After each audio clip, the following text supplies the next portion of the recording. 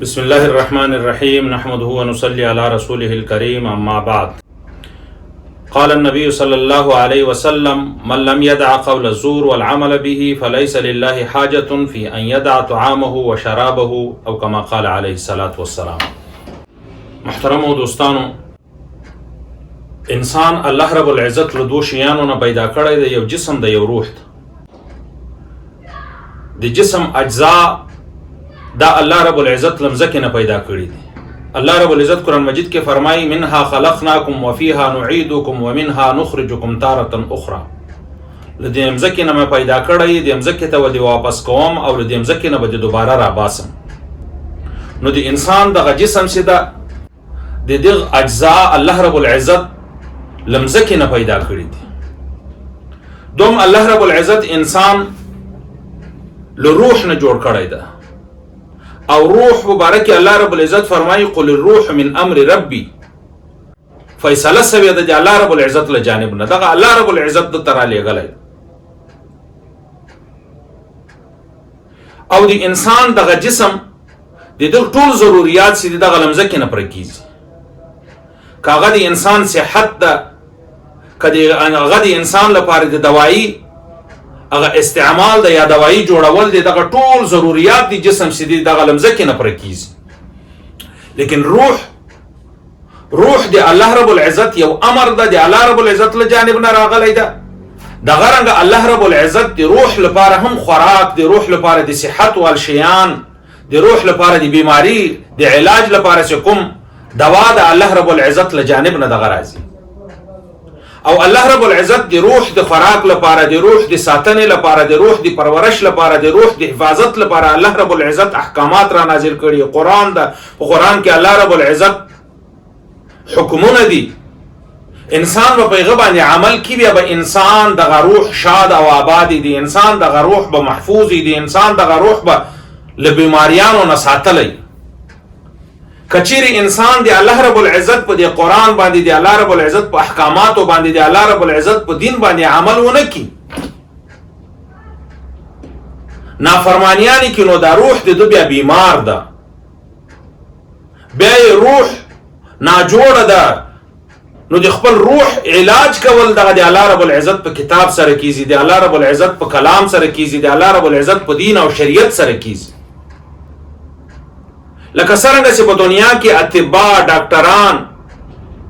دیو انسان دی بیماری علاج کی موذی بیماری مثلا شوګر ده، بلډ پریشر ده یا بل دسی بیماری ده، چې ډاکټر دی غي علاج کی دی علاج سره سره د بیمار ته ډاکټر یو نسخه لیکي، دوايي ورته لیکي، دغه دوايي سره سره انسان لپاره یو پریز ورکړي. سره دی اشیاء به پریز کی به بدی بیماری کې کمواله راځي، ضربتا ته صحت حاصل سي، دا بیماری به د دفرفسي. کچیر یو انسان یو طرف ته هغه دوایانی استعمالي، خو لیکن دیغه اشیاءونه چې ډاکټر دیغه اشیاءونه پریز ورکړای دا، دیغه نظام منع نه کی، هغه پریز ونه نسی، نو دغه انسان ته صحت ملاویدل دا ډیر مشکل ده. دغه رنګ الله رب العزت دی روح د صحت لپاره الله رب العزت انبیاء را لېږلي دي. دغه انبیاء ته الله رب العزت قرآن ورکړی، شریعت یې ورکړی، دین یې ورکړی ده.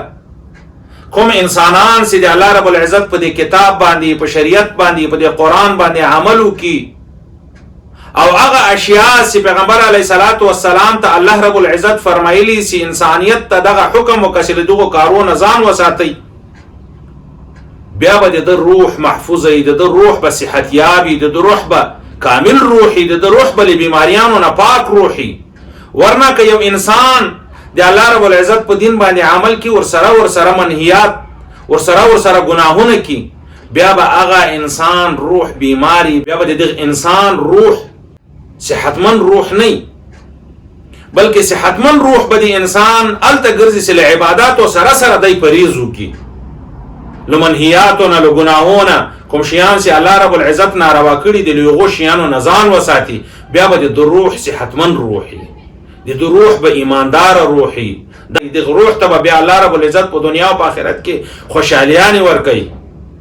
نو الله رب العزت سے څومره عبادات لازم کړي دي په انسانیت باندې، دا د انسان لپاره علاج ده.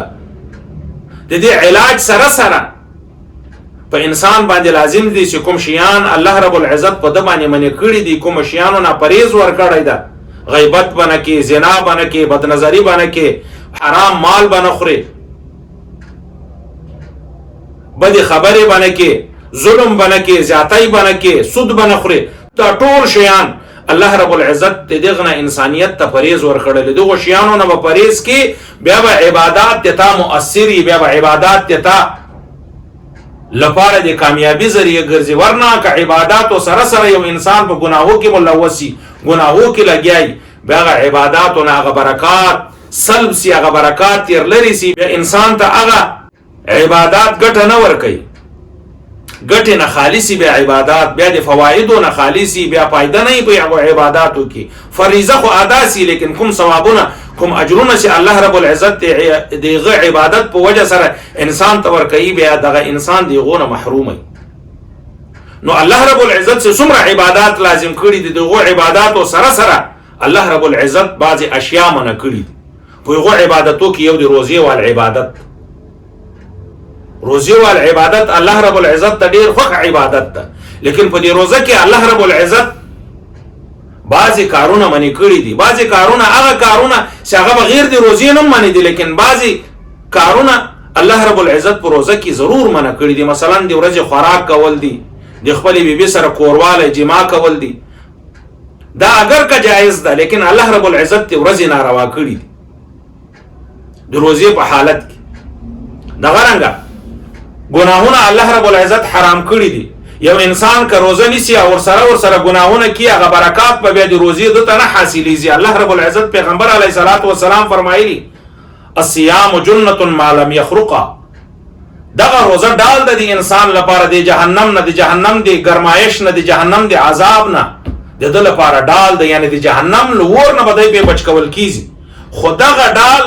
دغه روزه به ډال په یو وخت کې ګرځي ما لم يخرقا، چې تر څو پورې دغه ډال د ونش کیږي، دغه ډال د شکولای نه، دغه ډال مت کړای نه، دغه ډال نقصان من کړای نه. صحابه نبی علیہ الصلوۃ والسلام ته فرمایي یا رسول الله دغه ډال په چی باندې متیږي، دا ډال په چی باندې سورای کیږي؟ نبی علیہ الصلوۃ والسلام ورته فرمایل الکذب والغیبه، درواغ ویل او غیبت کول. د دې په وجه سره دغه روزي کې د کوم طاقت سیده د جهنم دی ور نه به بچ کیږي، هغه طاقت کې ختم سی، هغه قدرت کې ختم سی، بیا هغه پاور په دغه روزه کې نه سیده د جهنم دی ور نه په بچ کړی سی. کوم انسان چې سره له روزي درواغ یا غیبت کوي، بیا د روزي هغه فواید د روزي هغه ګټه سي د جهنم له ور نه انسان په بچ کیږي، هغه فائدہ انسان ته نه حاصلېږي. فریضه خو به ادا سي، لیکن هغه ګټه چې په آخرت کې الله رب العزت د تور کوي د جهنم دی ور نه بچوالی، هغه ګټه به انسان ته نه ملاويږي. نو روزه چې الله رب العزت په مسلمانانو باندې فرض کړی ده، د دې ګټه دغه ده چې د قیامت په ورځ باندې بدای د جهنم دی ور نه د روزي په وجه سره بچ کول کیږي. خدا الته چې دغه روزي حفاظت کی روزه دی غو کارونه وساتي چې کوم کارونه الله رب العزت د ناراضگی سبب ګرځي. بل حدیث کې نبی علیہ الصلوۃ والسلام فرمایلی من لم يدع قول الزور والعمل به فليس لله حاجة في ان يدع طعامه وشرابه. چا سی روزه ونی ولا او په روزه کې درواغ و پرې نه کول او په درواغ باندې عمل پرې نه کوی، نو الله رب العزت ته د لوګي تندي او دای الله رب العزت په دربار کې خوراک پرېږدي، چخاک پرېږدي. الله رب العزت دغه لوګي تندي ته ضرورت نه لري. یو انسان درواغ نه پرېږدي، یو انسان بد عملی نه پرېږدي، د ګناه کارونه نه پرېږدي او دای ور سره عبادت کې الله رب العزت د عبادت وګینه د عبادت ته ضرورت نه لري. الله رب العزت په دربار کې بسره له عبادت یو انسان له منهیات او نظام ساتي. بل حدیث کې نبی علیہ الصلوۃ والسلام فرمایلی رب صائم ليس من صيامه الا الجوع، ډیر روزدار خلق دسي دي چې په خلو باندې خو روزنی ولی په ځان باندې لوګه تند تیری، په ځان باندې تکلیف تیری، مگر دغه تکلیف دغه لوګه تند صرف لوګه تند د ګټه نست. ورب قائم ليس من قيامه الا السحر، او ډیر الله رب العزت په دربار کې د شپې ولاړی ذکر اذکار کی تراویح کی عبادات کی نوافل کی لیکن دغه قیام دغه رڼا کول د شپې صرف رڼا کول د شپې د په آخرت کې په ګټه باندې نه ورځي ولی ځکه چې د منهیات او نظام نه د ساتلای د الله رب العزت محرمات او نظام نه د ساتلای الله رب العزت چې کوم کارونه په حرام کړي ناروا کړي دي غو نظام نه د بچ کړي نو ځکه دغه روزه دغه قیام دغه شپې رڼا کول دغه د په شمار باندې نه ورځي نو د عبادت سره سره به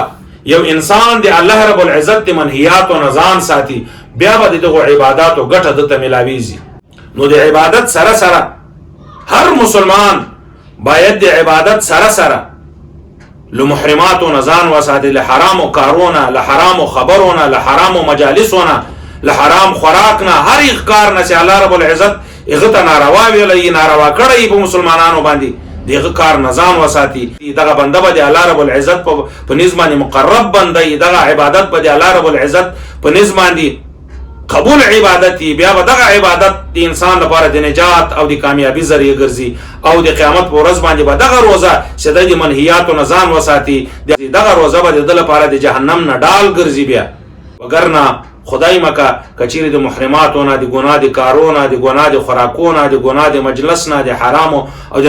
ناروا او کارونه ځان ونه ساتي بیا به دغه روزه د هغه برکات کوم برکات چې د روزي دي دغونه به مسلمانان محرومه پاتې سي الله رب العزت دې موږ تاسو ته د روزي دغه برکات حاصل کی او الله رب العزت دې دغه روزه په موږ باندې په خیر او عافیت سره تیر کی وما علينا الا البلاغ